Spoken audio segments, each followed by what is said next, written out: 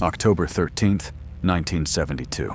A chartered plane carrying 45 people slams into the frozen peaks of the Andes Mountains at 220 miles per hour. The fuselage tears apart, bodies are thrown into the void. 12 die instantly. The survivors, stranded at nearly 12,000 feet in sub-zero temperatures, realize no one is coming to save them. Within days, they'll be forced to make a decision that will haunt them forever. This is the story of how a rugby team's trip to a tournament became one of the most extreme survival stories ever recorded. How did a routine flight turn into 72 days of unimaginable horror? Let's go back to the beginning. The Old Christians Club rugby team from Montevideo, Uruguay, was heading to Santiago, Chile, for a match. These weren't just athletes. They were friends, brothers, sons. Most were between 19 and 25 years old, wealthy, fit, and full of life. They brought their families and supporters along.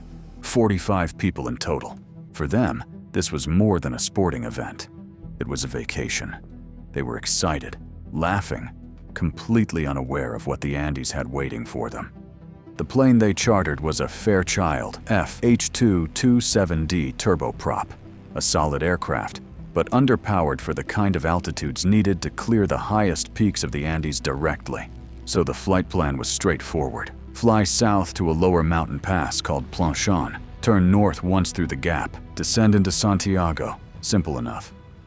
Except the weather wasn't cooperating. Heavy cloud cover blanketed the mountains. The pilots couldn't see anything. They were flying blind, relying entirely on instruments and dead reckoning to estimate their position. They knew they were fighting strong headwinds. What they didn't know was just how much those winds were slowing them down. At 3:21 p.m., the pilot radioed air traffic control. He believed they had crossed the mountains and were flying over Curacao, a town in Chile. He requested permission to descend. Air traffic control granted it. Why wouldn't they? The pilot sounded confident. There was no reason to doubt him. The plane began its descent. The passengers felt the shift. The nose dipped. They started dropping through the clouds. Some looked out the windows, expecting to see the green valleys of Chile below. But when the clouds finally broke, what they saw wasn't green. It was black. Jagged rock, endless white snow, mountains everywhere. They weren't over Chile. They were still deep inside the Andes. The pilot saw it too. His heart must have stopped. He slammed the throttles forward. Maximum power. The engine screamed. The plane tried to climb, but the Fairchild was heavy. The air was thin, and they were descending too fast. At exactly 3:34 p.m., the right wing clipped a jagged peak. The metal shrieked. The wing tore off like paper. The impact sliced clean through the tail section. The entire back of the plane, the galley, the bathroom, and everyone sitting in those seats was sucked into the void. Gone, just like that. Then the left wing hit another ridge. It ripped away.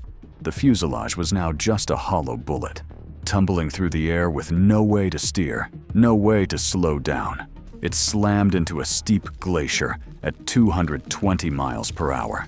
The fuselage skipped once, twice, then it started sliding. For 725 meters, it screamed down the ice, shedding seats and bodies and luggage.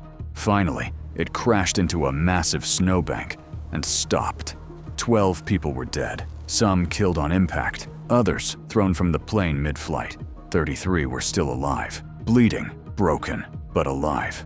They crawled out of the wreckage and looked around. They were surrounded by peaks over 15,000 feet high. The temperature was plunging toward negative 30 degrees Celsius.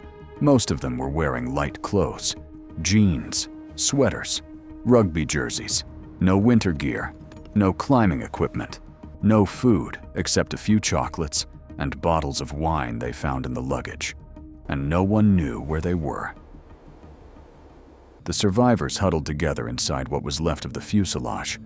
They used seat cushions for insulation. They melted snow for water. They rationed the little food they had. Every day, someone died from their injuries. The cold was relentless. The nights were unbearable, but they held on to hope. They believed rescue teams were searching for them. They had no idea the truth. On the 11th day, one of the survivors found a small transistor radio in the wreckage. He fiddled with it until he picked up a signal, a news broadcast. The reporter's voice crackled through the static, and then they heard it. The search had been called off. The authorities declared them dead. No one was looking for them anymore. The group went silent. Some cried. Some stared at nothing. They were alone, completely alone, and they were starving. The food had run out days ago. They had tried eating leather from the plane seats. They chewed on the foam insulation. Nothing helped. Their bodies were eating themselves. Muscles were wasting away. Faces were gaunt. Some could barely stand. Then someone said it out loud. The thing they'd all been thinking but were too afraid to voice. The bodies outside were frozen, preserved. They could eat them. It wasn't a decision anyone made lightly. These weren't strangers. They were teammates, relatives, friends. But the choice was clear: eat or die. Some prayed, some made promises to the dead, swearing they'd tell their families the truth if they ever made it home. And then they did it. They used shards of broken glass to cut thin strips of flesh from the frozen corpses. They forced themselves to swallow. Some vomited, some wept, but they ate, and they survived another day. This became their routine. They rationed the bodies like supplies. They stopped seeing them as people and started seeing them as fuel. It was the only way to keep their sanity, the only way to stay alive. But the mountain wasn't finished with them yet. On day 17, an avalanche hit. It happened at night. A massive wall of snow crashed into the fuselage while they slept. The plane was buried, trapped under meters of snow. 8 people suffocated before they could dig themselves out. The survivors clawed through the ice in total darkness, gasping for air. When they finally broke through, they were surrounded by more bodies, more death, and still no rescue. They stayed buried for 3 days before they could fully clear the snow. By then, the group had shrunk again. Only 27 were left. Weeks passed. The survivors grew weaker. They knew they couldn't wait anymore. If they stayed, they would all die. Someone had to go for help. 2 men volunteered, Nando Parado and Roberto Canessa. Both had lost family in the crash. Both were determined to survive. They prepared the best they could. They made sleeping bags out of plane insulation. They fashioned sunglasses from plastic visors. They wore rugby boots because that's all they had. And they left. For 10 days, they climbed. No ropes, no ice axes, no training. Just 2 starving men hauling themselves up frozen peaks in thin air. They climbed mountains over 15,000 feet tall. They slept in snowbanks. They ate strips of human flesh they'd packed with them. Every step could have been their last. On the 10th day, they reached the top of a ridge and looked west. They expected to see Chile, civilization, but all they saw were more mountains, an endless sea of white. For a moment, Parado thought they were going to die up there. But then he spotted something far below, a thin green line, a valley, a river. They descended. It took 2 more days. When they finally reached the valley, they followed the river. And then they saw him, a man on horseback, a Chilean muleteer named Sergio Catalan. Parado screamed, waved his arms.